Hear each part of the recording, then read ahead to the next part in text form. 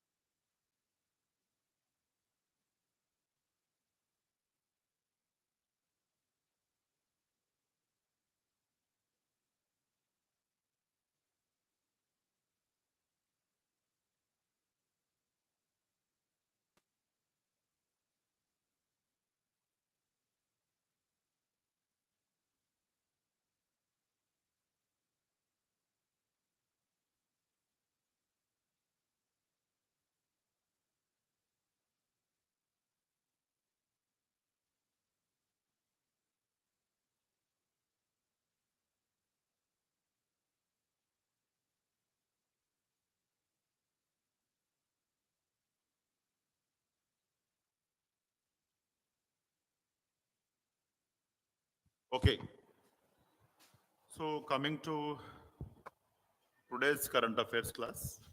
Yeah, so Champions of Earth Award is given to the pioneers or the people who pioneered in saving the environment, as in particular plastics. The United Nations Environment Program has announced the 2023 Champions of the Earth. So, recognizing the individuals and organizations uh, for taking steps to combat the pollution or harm caused to the environment contributes include. So, you may encounter in the examination. Mayor Josefina Belmonte, Quezon City, Philippines, policy leadership. Because they made a policy to combat the pollution or causing harm to the environment. And next organization is so first one is the individual, second is the organization Ellen MacArthur Foundation UK, Inspiration and Action, mainstreaming a life cycle approach for plastics, fostering collaborations among decision makers, academia, and more to address climate, biodiversity, and plastic pollution, interlinking all the people to see that the plastics are thrown away in a fair manner or recycled such that they will not cause harm to the nature. And Blue Circle China, entrepreneurial vision, utilizing blockchain and IoT to track and manage plastics pollution-free lifestyle. Of course. So at least you remember champions of the earth. It is given by which organization? That is because it may be tough to remember all these people. And previous Indian awardees include Indian wildlife biologist Dr. Purnima Devi Burman. Of course, she is having a lot of accomplishments. Even earlier also we have discussed her name. And Mr. Narendra Modi in 2018 and Tulsi Tanti, chairman of Suzlon Group. Yes, now so it seems that they are getting continuous some or other honor also. Suzlon Group, the group itself. Okay, now and Afroz Alam, a lawyer who led the cleanup at Mumbai's Versova beach. Okay. About the award, the UNEP's Champions of the Earth Award, it is an environmental honor, celebrates individuals, groups, and organizations for their contribution to the environment. And it has been established in 2005. And remember that it is sufficient. And you know, Baba Farid, in our mains class also last day we have discussed Baba Farid. His connection with the Jerusalem. And Baba Farid, a Sufi saint, he belonged to Punjab, and it is said that he has done meditation at the Jerusalem. Okay, and you know, and Baba Farid's teachings are also in the Guru Granth Sahib or Adi Granth. So that is important. You remember that. And he was born in 1173 near Shakkarganj, Pakistan. Was from a family that migrated from Kabul to Punjab. And you remember he followed the Chishti order. He followed the Chishti order. And of course, you know what is meant by Sufism. Sufism is a reform movement in the Islam. Okay? And uh, the silsila. What is the silsila? The order founded by each Sufficient is called as silsila, generally called by the name or surname of the Sufficient. Like you are having the Chishti order. Who is the founder of the Chishti order? Who is the founder of the Chishti order?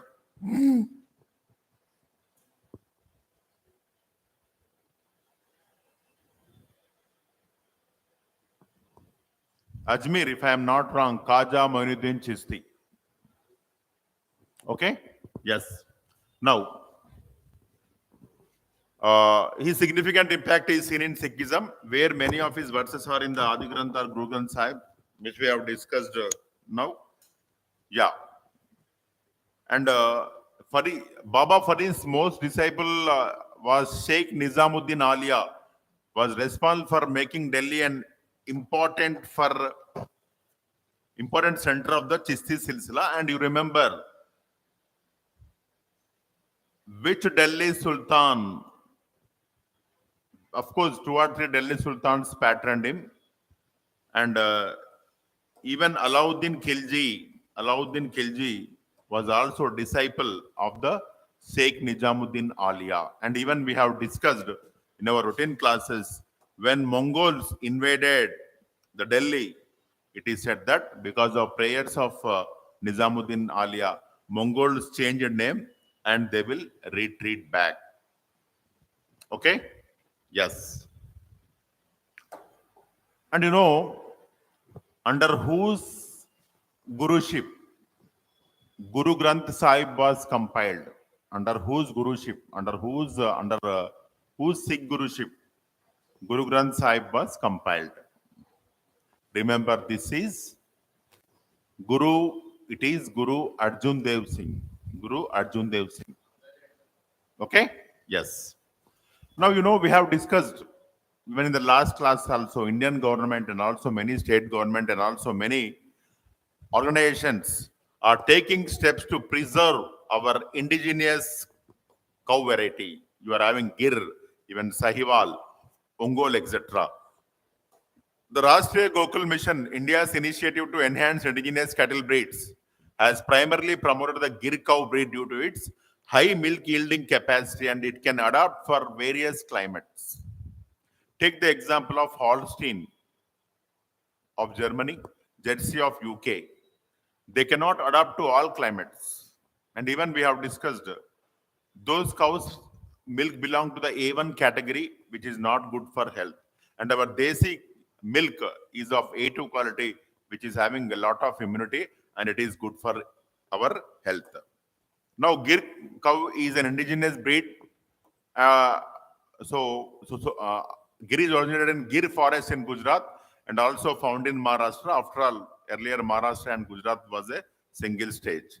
Other indigenous cattle, Red Sindhi, Sahiwal, Alikar, etc.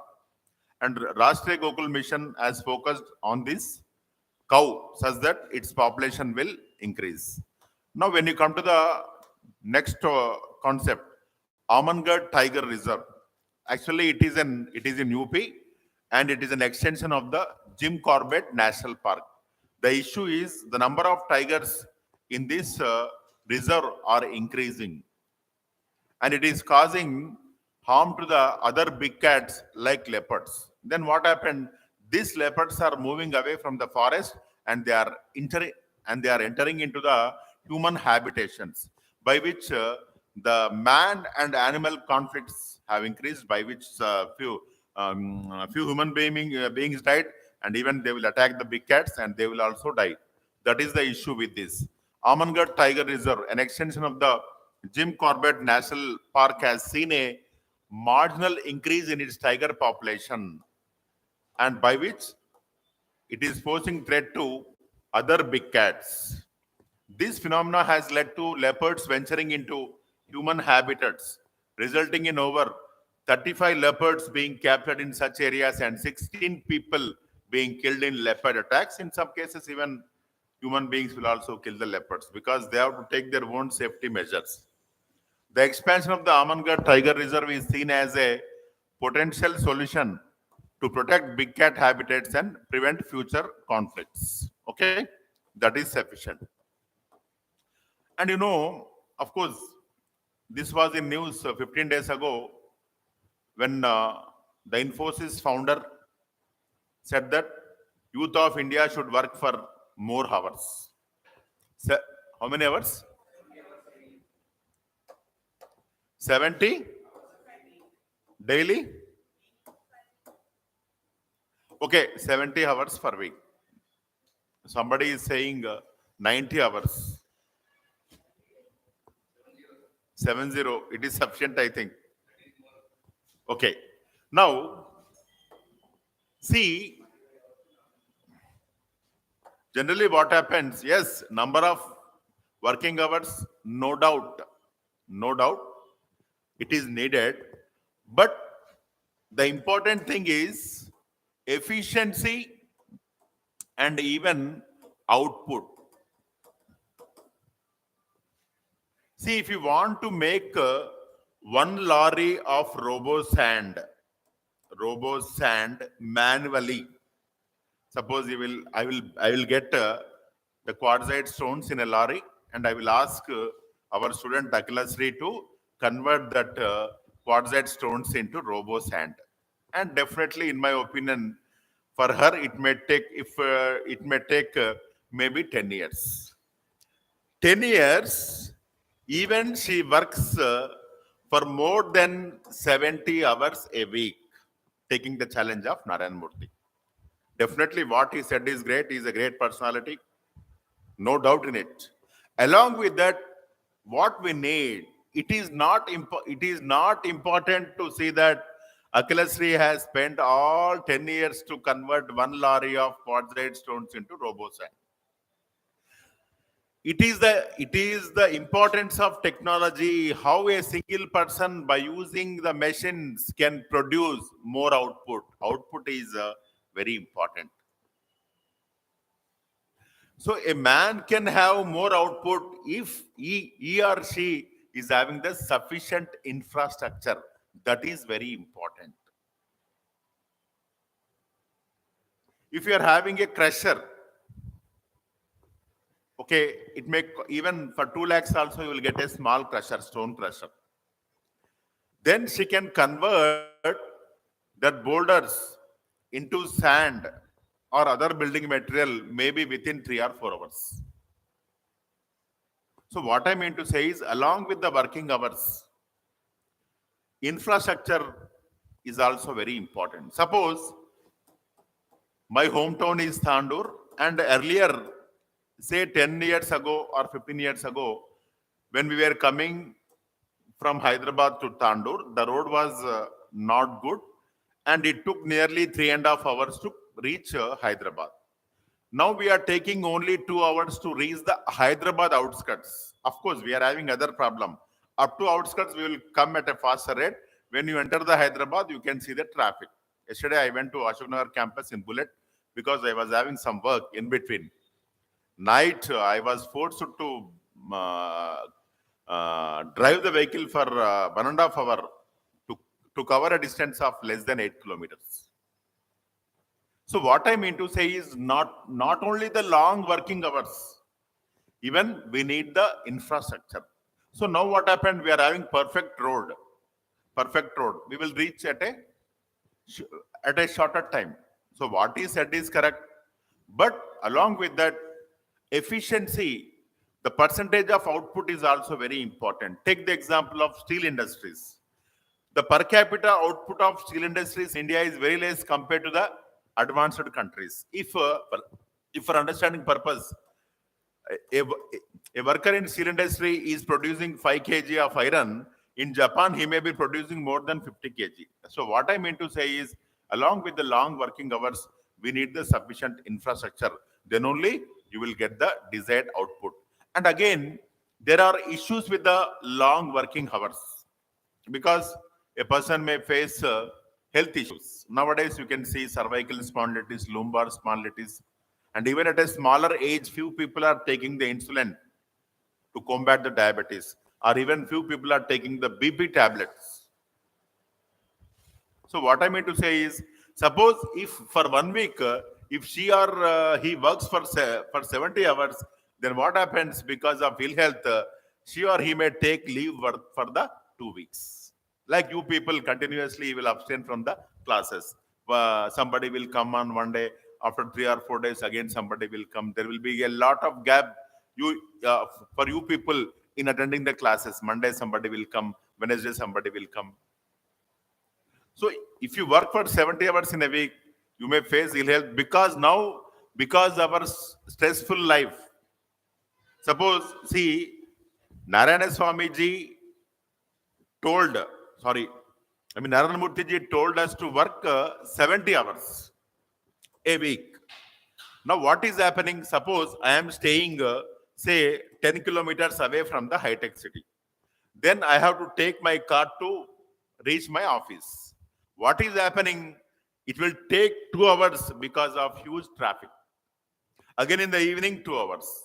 Along with these 70 hours, every week, every day, I have to spend 4 hours for only driving. It is because of lack of infrastructure. Why? No proper maintenance of the traffic in Hyderabad. See the case of Bangalore. They are also facing the same problem. And maybe 2 weeks or 3 weeks ago, when there was inauguration of the Lulu Mall very near to our institution, one parent called me, "Sir, I am just by the side of Lulu Mall. I will come and meet you." So I thought that Lulu Mall is very near, and I stayed in the office. I was waiting for 5 minutes, 10 minutes, and 20 minutes, 30 minutes. After 40 minutes, I called them, "Sir, I am in the office. When you will come?" "Sir, still we are at the Lulu Mall only." And don't know how much time it will take. And after only 1.5 hours, they came to our institution. And the distance between our institution and Lulu Mall is maybe less than 1 kilometer. Yes. So what I mean to say is what Narayana Murthy ji said is exactly correct. And we are spending our time for unnecessary things. He was more concerned about that, if I am not wrong, like watching YouTubes, like replying to WhatsApps, and all other things. Maybe true. Okay? Yes. Of course. Now, recently, Narayana Murthy, founder of Infosys, suggested that Indian youth should work long hours to improve productivity. What he said is correct. Along with that, there should be appropriate infrastructure. To go to my office, I should not drive the car for 3 or 4 hours.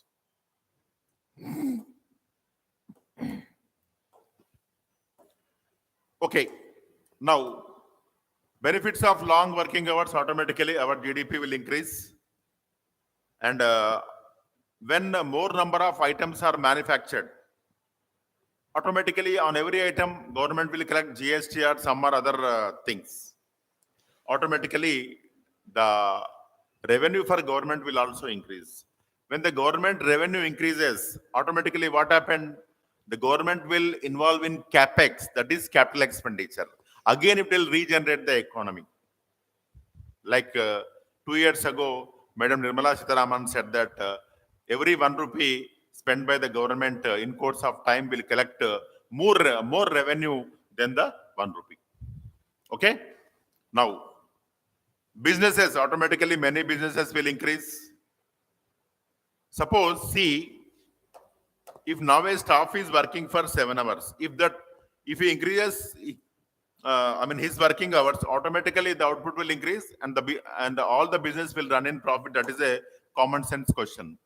And if economy is good, automatically society will also improve or develop. Now coming to the demerits of long working hours. Just now I told you what are the demerits.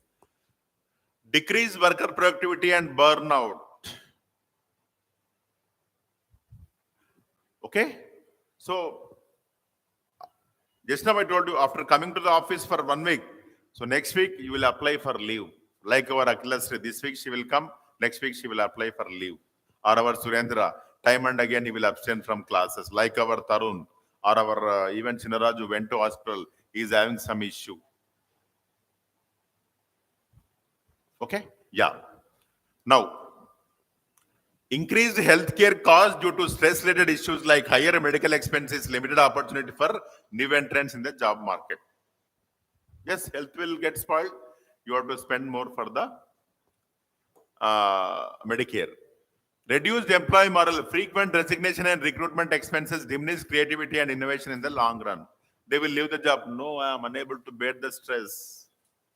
Like nowadays, few people, software engineers will go on say that we are not able to bear the stress. We want to enter into other foray. Okay? Yes. So these are the issues uh, with the long working hours. And Indian workers' productivity status. Despite Indians working an average of nearly 48 hours per week, ILO data, International Labour Organization, one of the highest figures worldwide. Just now I told you, though working hours are more, our output is less. The reason is this working more number of hours should be assisted by the advanced technology. Now, take the example of common sense. Even if you take train to Hyderabad to Bangalore, say Vande Bharat Express or whatever you say, it will take 8 hours. In a plane, only 1 hour or 45 minutes. Because usage of technology in the plane. Their hourly output standards at 8.47. In contrast, countries like France, where the average work week is around 30 hours, managed to achieve significantly higher productivity of over $48 $58 per hour. That is very important. So what I mean to say, simply working is not important. Along with the increase in working hours, there should be appropriate technology to increase the output. That is very important. Like you people just sit keeping book in front of you, and when your parents ask you to, assist you people in the household work, what do you say? No, I am reading. What you will read? You will read in the phone. It is not how many years, how many hours you are staying in this field. It is how efficiently you are studying. That is very important. Indian workers' productivity remains low despite their long working hours because 48% of Indian workforce is in the agriculture. 48% of the Indian workforce. And you know, in the agriculture sector of India, which sort of unemployment is existing in the agriculture? Online students in the agricultural sector, which side, what sort of unemployment is present? Yes, Bhagavati. Disguised. Yes, Akhilesri. What is disguised unemployment? A work which can be completed by 4 members is now completed by 15 members, as other 9 members are not having any sort of work. So the marginal output of that 9 members is 0.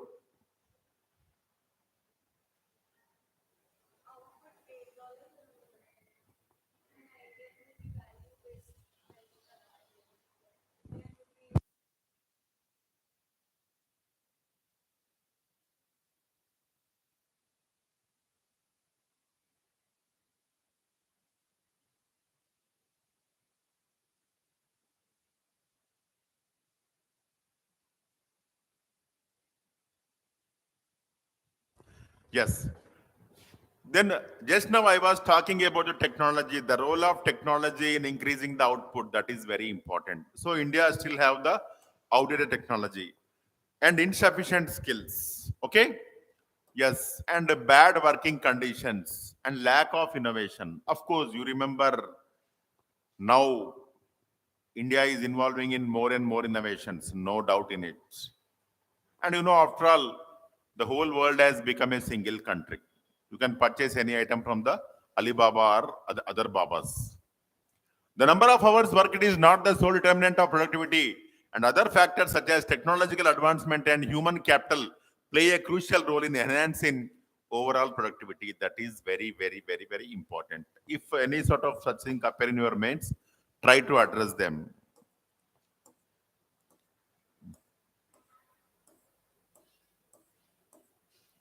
Now, of course, we have discussed GI tags many times. And what is the importance of GI tag? Because if a place product is given the GI tag, other persons cannot manufacture that and use that tag. Only that region item will be given that status. Automatically, that region item will get more market. That is the importance of GI tag. A GI tag is a GI is a name or sign used on products which correspond to a specific geographical location or origin. A GI is primarily an agriculture, natural or manufactured product, etc. Such as name conveys as assurance of quality and distinctiveness, like basmati rice, etc. So of course, many items in India you are having the GI tags, and the registration of a geographical indication is valid for 10 years. It can be renewed from time to time for a further period of 10 years. You remember this time also. So nowadays the questions are in the form of statements. Unlike the earlier papers, they used to ask only a single fact in one question. Now in one question, they will ask four facts. Which of the following is true with regard to GI in India? 5 years, 10 years, 20 years, 15 years. Now, laws governing the GI tag. GIs are covered under the Paris Convention for the Protection of Industrial Property. Paris Convention. Remember that. International Convention. Governed by the WTO's agreement on trade-related aspects of intellectual property rights, which we call it as the TRIPS. In India, GI tag is regulated by the Geographical Indications of Goods Registration and Protection Act 1999. Definitely, you have to remember these sort of years also. Administered by the Controller General of Patents, Designs and Trademarks, who is also the Registrar of Geographical Indications. So, of course, just now I told you, other persons cannot manufacture that, and the consumers will also get the assurance by which they will purchase more and more items. More and more items. Automatically, the tax will also increase. The business will also increase. Suppose if you are exporting to foreign countries, foreign exchange reserve will increase. These are the benefits. And most of these GI tax nowadays they are given for the rural household items where women folk can also get the work.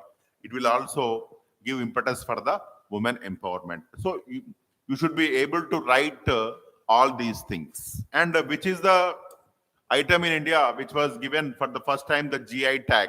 Many times I asked you in the class. Yes, Darjeeling tea. And now it is having excellent business and also basmati rice. Okay? Yes. And when you come to the challenges, one challenge is spurious. The same item some other person will manufacture. And of course, not only Indian consumers, every human being is a price sensitive and they want everything at a cheaper rate. Yes. Okay?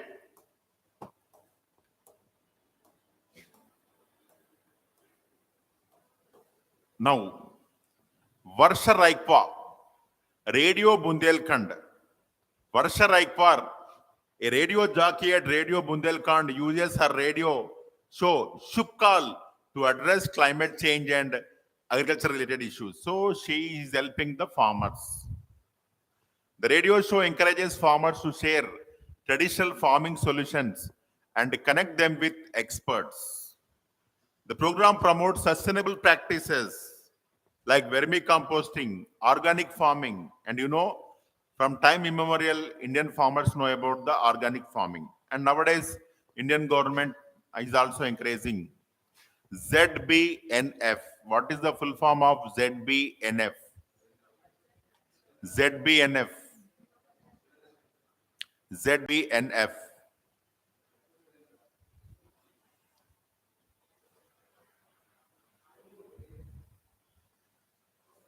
Yes, zero budget national farming. Yes, everybody in this class.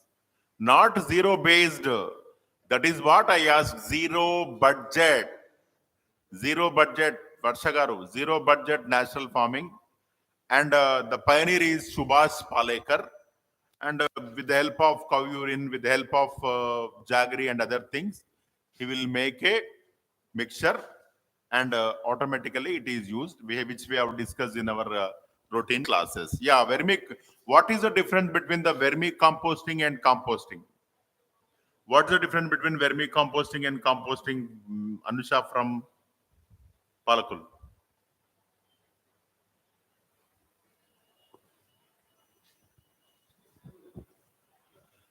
So, in vermicomposting, we will use the earthworms,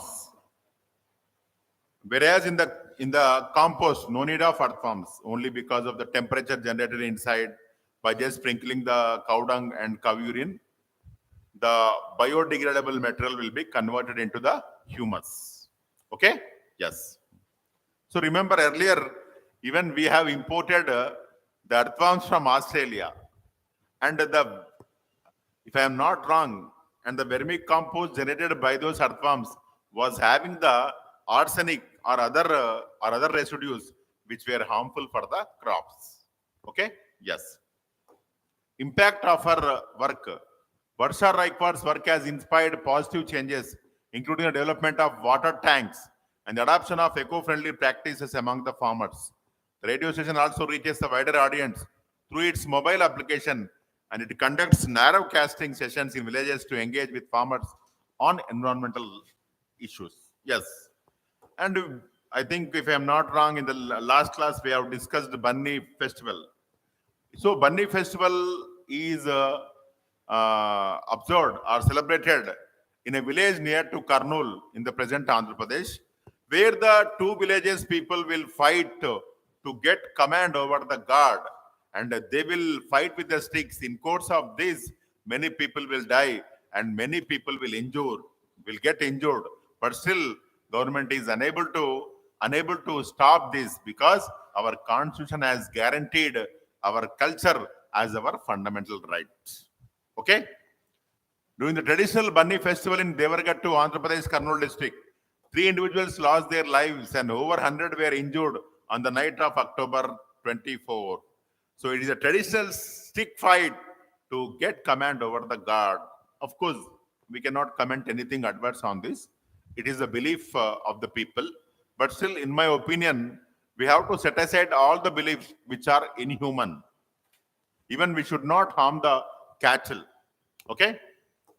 Celebrated on the night of Dasara annually, and it is linked to the Vijayanagara Empire to symbolically snatch idols from the deity's team, leading to the Bunny fight. Celebrates the victory of Lord Malla Malleshwara Swami and Goddess Parvati over the demon Mani and Mallasura. So, yeah. Now, what is Levy's model in economic development? What is Levy's model in economic development? For UPSC mains, you are having the growth models, and also TSPSC, you are having the growth models. And luckily, for APPSC students, economy is concise, but it is very excellent. The topics covered are excellent. And when you compare the TSPS syllabus of economics and APPS syllabus economics, it is not same but similar. 80% are similar topics, but 20% are different. Of course, economy, we should study all topics. Yeah. See, actually, take the example of India. Just now I told you India is having surplus labor or more than enough labor in the agriculture. And I told you disguised unemployment is present in the agriculture sector. What is disguised unemployment? A work which can be completed by 4 members now is completed by 10 members, because 6 other people are not having any other work. So automatically the marginal output of these 6 members is 0. So Levy's model says that these 6 members should be engaged in other sector, that is industrial sector. He says that the wages in the industrial sector should be marginally higher than the agriculture, so that the people will go to the nearby industries to work rather than agriculture. Okay? So his formula his formula in China worked well. The reason is China will manufacture a wide variety of products and China will export the same to many parts of the world. Okay? And even China is also having sufficient skilled labor to work in the industries. In spite of their automation and advanced technology, as they are manufacturing more and more items, you can see if if any item is available at a cheaper rate in the market, definitely it will be manufactured in the China. So it was successful in China to some extent. The main reason is market in their hand. Now take the example of now onion. The price of onion is increasing because now there is a gap between the supply and demand. Now we are not having any onion season. Even you can remember 2 months ago I told you, 2.5 months ago I told you, after 2 months you will see that the price of onion will increase. Now it is 60 rupees, 70 rupees, 50, 60 based on the quality. So in China, though the population is more, though labor force is more, though automation is more, they are having wide variety of goods which they can sell in the world markets. So this model has worked well in the China.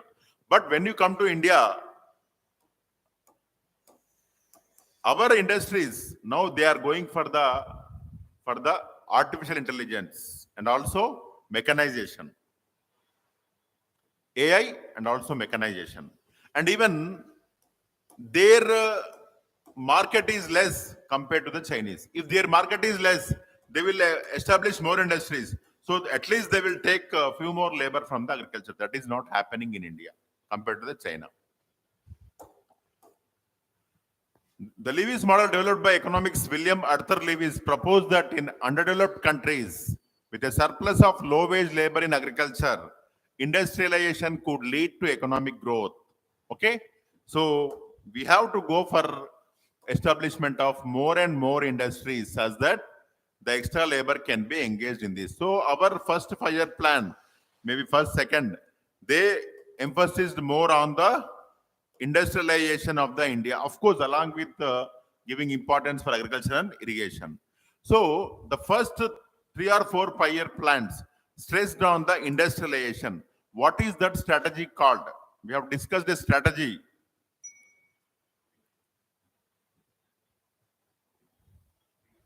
Hmm?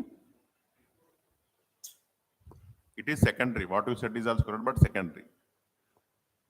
So that is called as the trickle down theory. Trickle down theory. We have discussed trickle down theory. Suppose if the farmers, extra labor in the farm sector will get employment in the industries, automatically their income will increase. If their income increases, automatically poverty will decrease. But after 3 or 4 plans, it is concluded that poverty in India is not so reduced. We started directly attacking the poverty. That is, we have initiated the poverty elevation programs. Madam Indira Gandhi's slogan was Garibi Hatao. Okay? Yes. This model suggests that as long as the wages in the industrial sector are marginally higher, then substantive wages in agriculture, surplus labor can transcend to the industrial sector, boosting economic development. Of course, just now I told you, the surplus labor should be sent to the manufacturing sectors. Automatically, what happens? They will get more salaries and also more and more industries will be established. Why does this model work in China but not in India? Just now I told you. In China, the model was successful because of its ability to absorb a massive surplus labor force. How China got that ability? Because it is having market for their produced goods throughout the world. Automatically, it is absorbing. Unlike India, we are not having that capacity. Of course, in future, definitely we will get that capacity.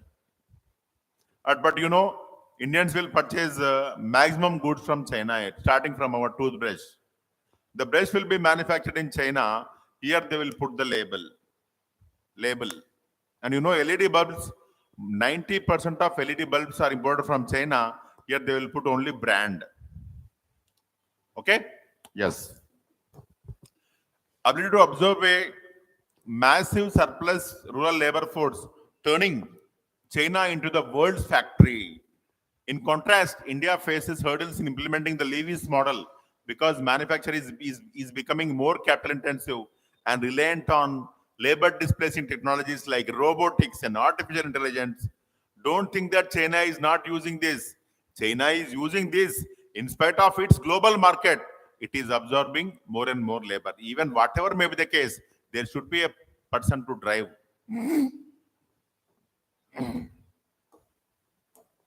As a result, Niti Aayog is exploring new models for job creation in and around the agriculture. Yes, that is, we are encouraging the farmer produce organizations to establish the industries in the villages itself, so that the laborers who are more in agriculture can go to the nearby industries.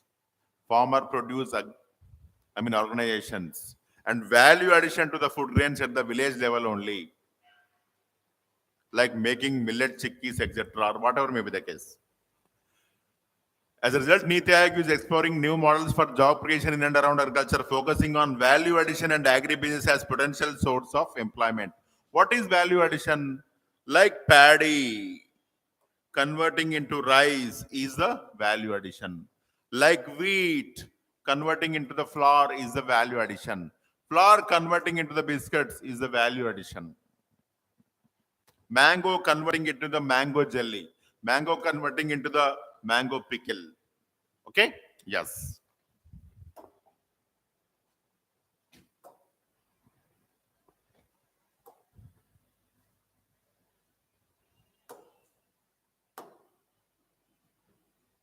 Okay, sorry, this is of course available in the net. You know, QS World University Rankings.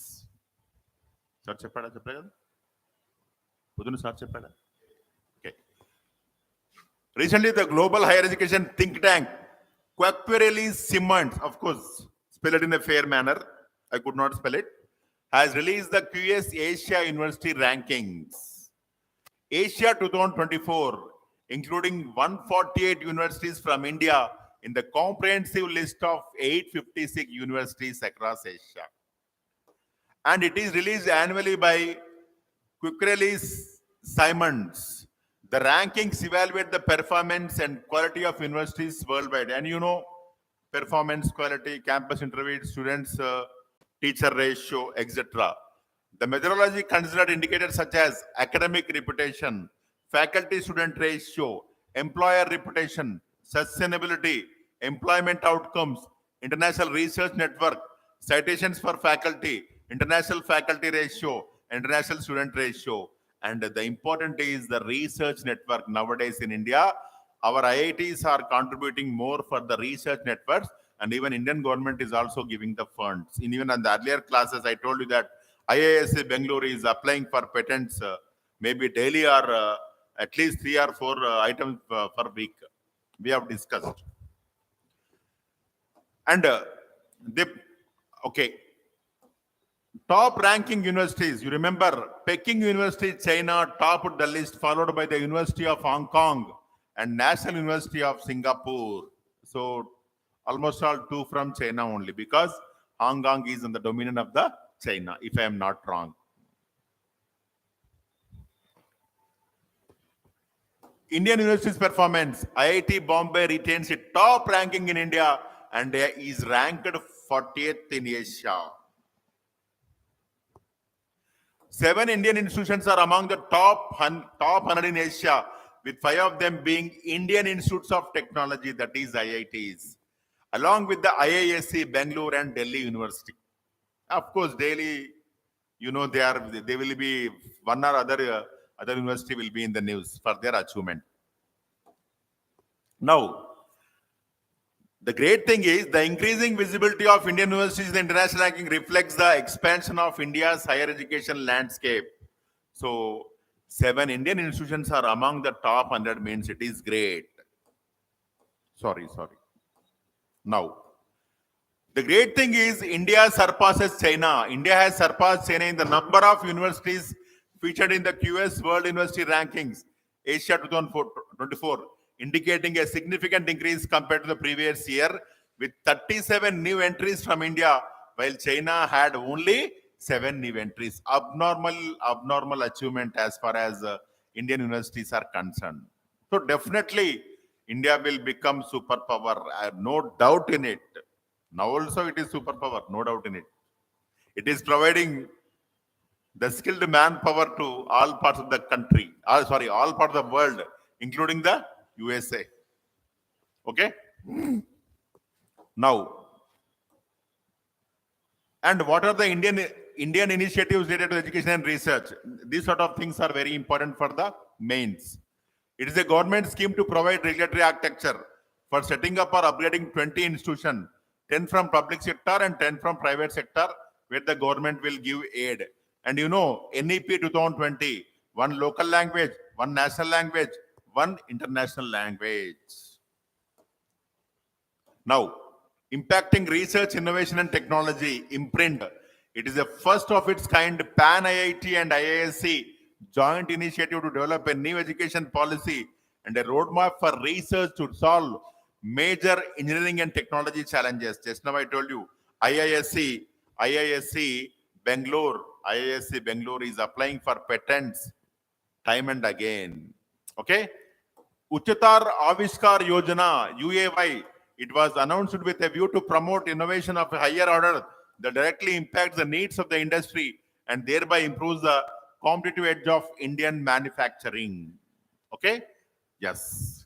Now, you know, University Grants Commission has formulated a policy to welcome the foreign universities to set up their branches in India. Now there is no need for our students to go to Atlanta or Georgia Tech University. They will open a branch in our Hyderabad, maybe by the side of our institution. They will go there in the morning for their classes and they will come to our institute to take the UPSC coaching in the evening. The day will come, definitely. Many international institutions, especially in this sector, will be established in India. And you know, it is in the paper, worldwide, more number of students are from India who are studying abroad. And it is also said that many universities are running because of the Indian students. Of course, I read a news article. Okay? Including USA.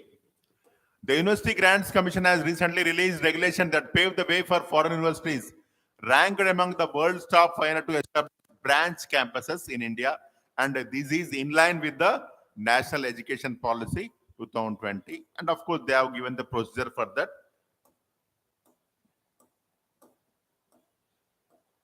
Now, why electoral trust scheme is in news? Why it is in news? You know, electoral bonds, we have discussed in the earlier classes. The donor is anonymous. Anonymity is maintained.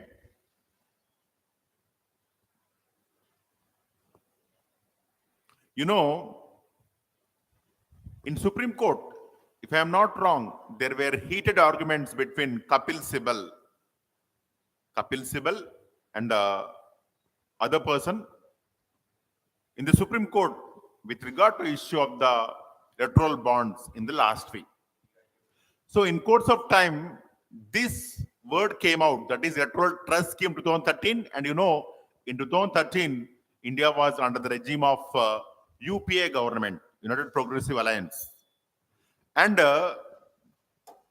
they permitted the establishment of electoral trusts, and they can collect donations from the companies or individuals who belong to India, and 95% of this collected fund should be given to the registered or recognized political parties, and remaining 5% they should keep for the maintenance of their offices. This was the earlier case. Now you are having the electoral bonds. So vis-a-vis, they have compared. Now, recently Supreme Court has reserved its judgment on the challenge to the central government's electoral bond scheme. Before the introduction of electoral bond scheme in 2018, another scheme for electoral funding called electoral trust scheme was introduced in 2013. Very easy to remember. It was notified by the Central Board of Direct Taxes, CBDT. An electoral trust is a trust set up by companies with the sole objective to distribute the contributions received by it from other companies and individuals to the political parties. So, of course, just now I told you. But they cannot collect the money from the foreigners. Only the companies registered under Section 25 of the Companies Act 1956 are eligible to make an application for approval as an electoral trust. The electoral trust have to apply for renewal every 3 financial years. The scheme lays on a procedure for grant of approval for approval of this trust itself. Now, contribution to electoral trust. An individual who is a citizen of India, a company registered in India, a firm or Hindu undivided family or an association of person or a body of individual, everything individual or citizen of India, HUF, but Indian in origin. They shall not accept contributions from an individual who is not a citizen of India or from any foreign entity, whether incorporated or not. If such kind of things are involved, what happens? Money laundering will occur. Suppose if there is a staunch fan of BJP in America, they will send the money. And who knows? Who knows? The opposition parties of Nepal are blaming the Bharatiya Janata Party government for toppling their government. Yes, whether it is true or false, who knows? Like, many terrorist organizations are getting funds from abroad. Yes. And mechanism for distribution of funds. For administrative expenses, the electoral trusts are permitted to set aside a maximum of 5% of the total funds collected during a financial year, and 95% they should distribute among the parties. The remaining 95% of total income of trust is required to be distributed to eligible political parties. Parties registered under the Representatives of the People's Act 1951 are eligible to receive the contribution. But still it should be clear whether registered or recognized. There is a lot of difference between registered parties and recognized parties when we have discussed in the earlier classes. For a national, getting recognition as a national party, as a state party, there are many things. Okay.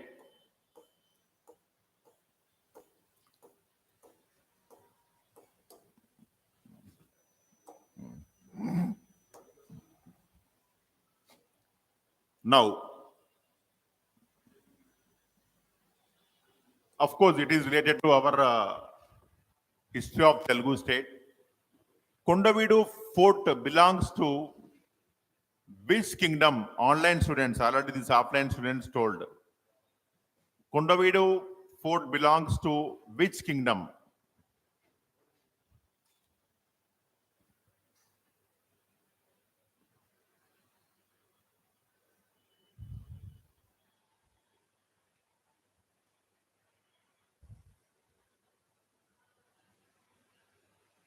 And you people are going to write APPSC group 2. And even many times Honorable TSPSC has conducted rehearsals for you. Group 1 first time, group 2, group 1 second time, and only God knows what happens in future.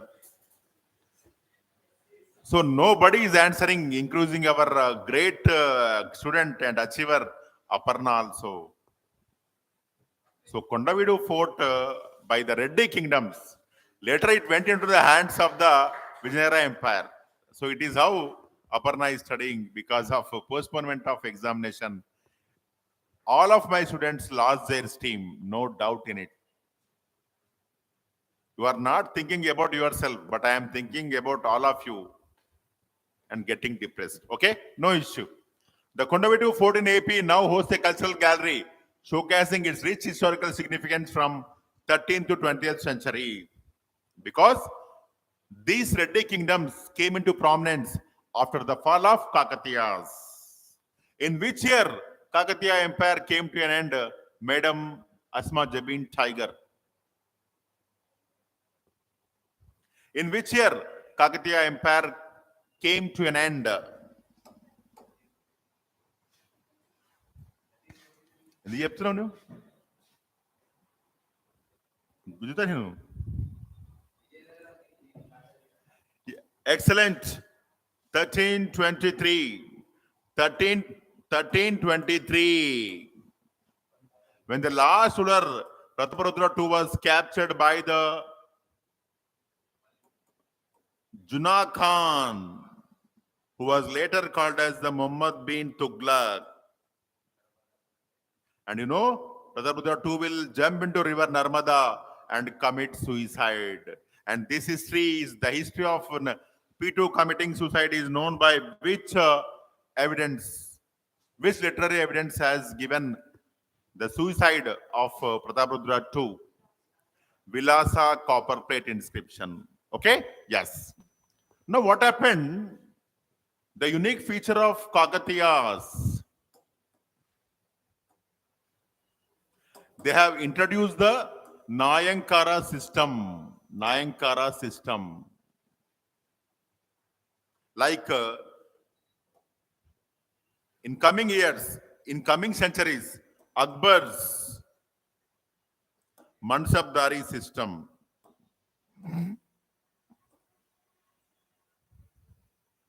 And which Kakatiya ruler initiated the Nayankara system? Which Kakatiya ruler initiated the Nayankara system? Yes, offline students had their answer. Yes, Ganapati Deva. Okay? So these Nayankaras came together to topple the government, that is Muslim government. And that moment was led by Prolaya Vemareddy and also Prolaya Nayaka. Prolaya Nayaka and Prolaya Vemareddy. Okay? Yes. Now, Kundavidu fort located on south of river Krishna near Guntur was constructed by Prolaya Vemareddy. It was used as the capital by the Reddy dynasty between 1328 and 1482. Their first capital was Addanki. From Addanki, they will shift to the Kundavidu. And of course, even they were also having the Rajamandri.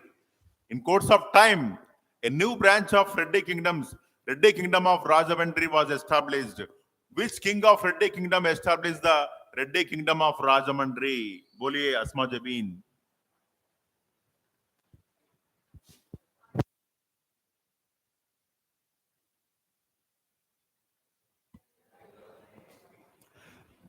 Yes, Varshagaru.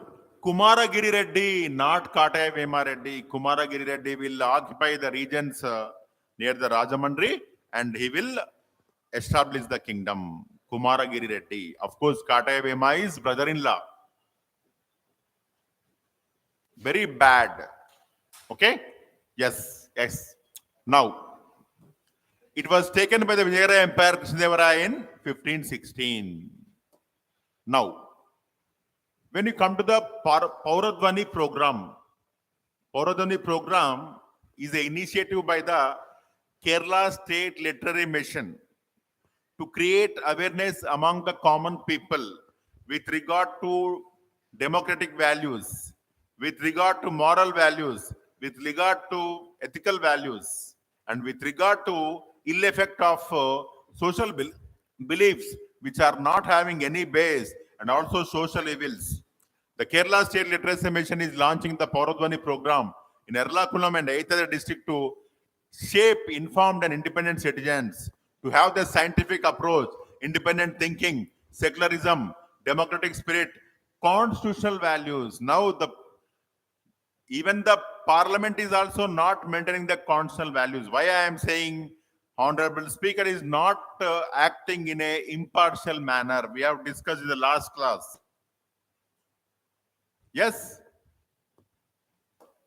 Now, what is geoglyph? Or tell me, in recent days, where a geoglyph was found? Geoglyph. What is geoglyph? In recent days, in which state geoglyph was found?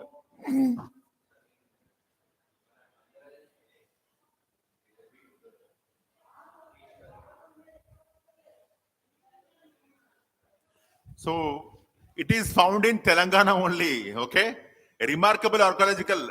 So geoglyph is a feature made on the Earth's surface. Earth surface by itching. You know what is meant by itching? By removing the material, making various type of shapes, motifs.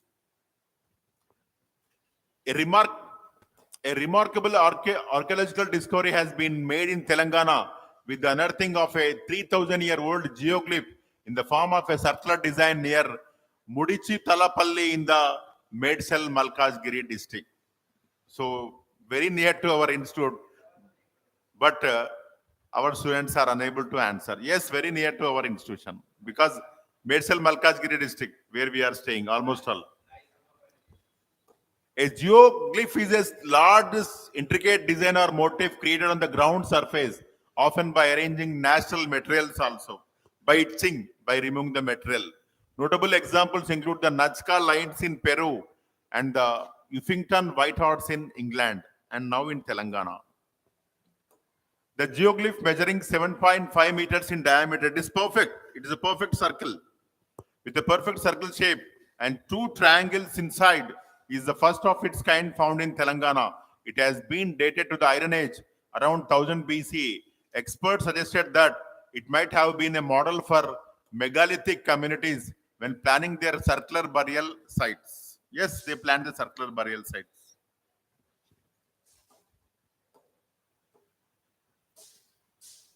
Now, World Health Organization hails tuberculosis management in India because our achievement is remarkable in containment and combating and even decreasing the death rate among the patients who are suffering from the tuberculosis. Almost all world percentage decline in world percentage is 8%.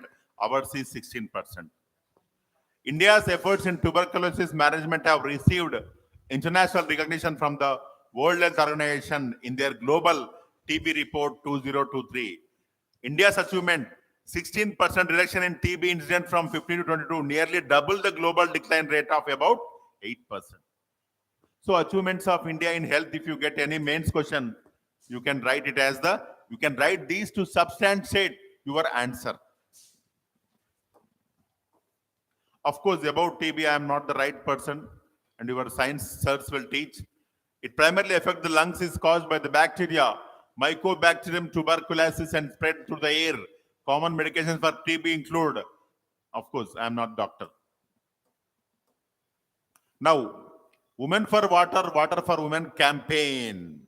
Okay, it is launched by the Ministry of Housing and Urban Affairs, aims to empower women in water governments, means in the urban areas or in the towns.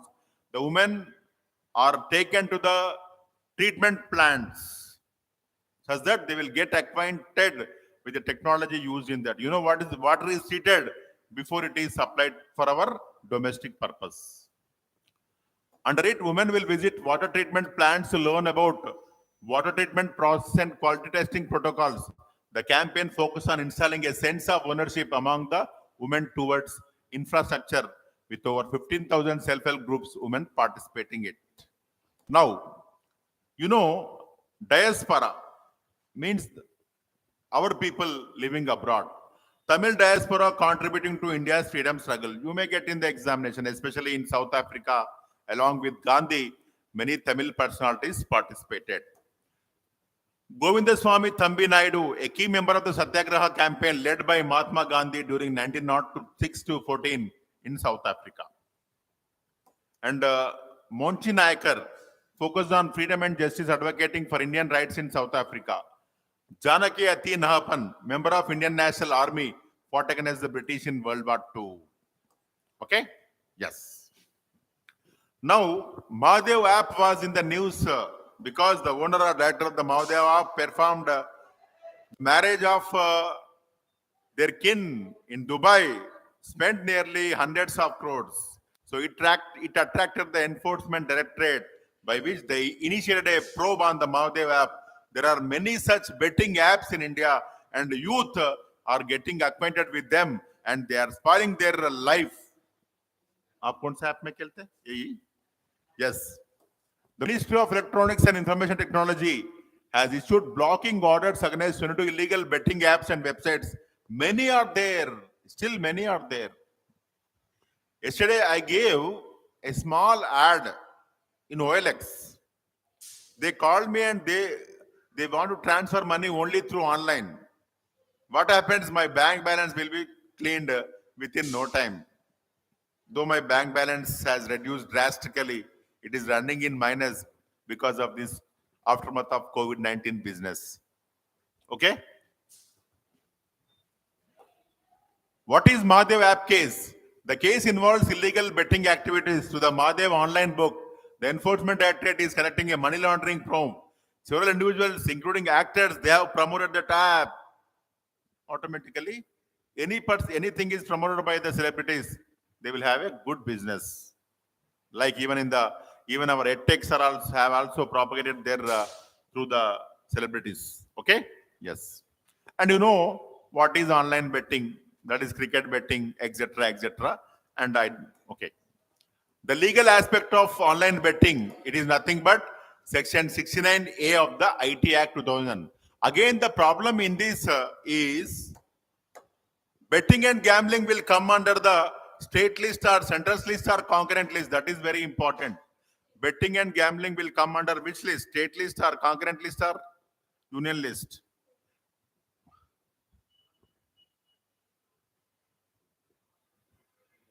It is state list. It is state list. It is the reason why Kerala permitted the lotteries, whereas we will not permit the lottery.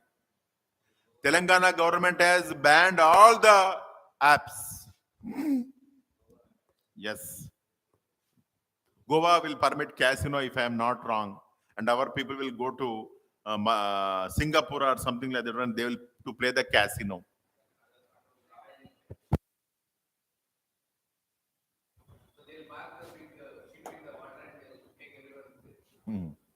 Yes, try to remember. Section 69A empowers central government to block websites or apps threatening national interest. This is sufficient. Even security issue also, you can write this. Now, you know, Bharat brand atta, Modi government has initiated to sell the wheat atta under the name of Bharat brand, because now, of course, elections are coming. Automatically, more people will consume the atta, and if atta is readily available for them, they will have more patronage for the Modi. It may be a cause. But the problem here is because even I am from a family where we used to deal with pulses and dals.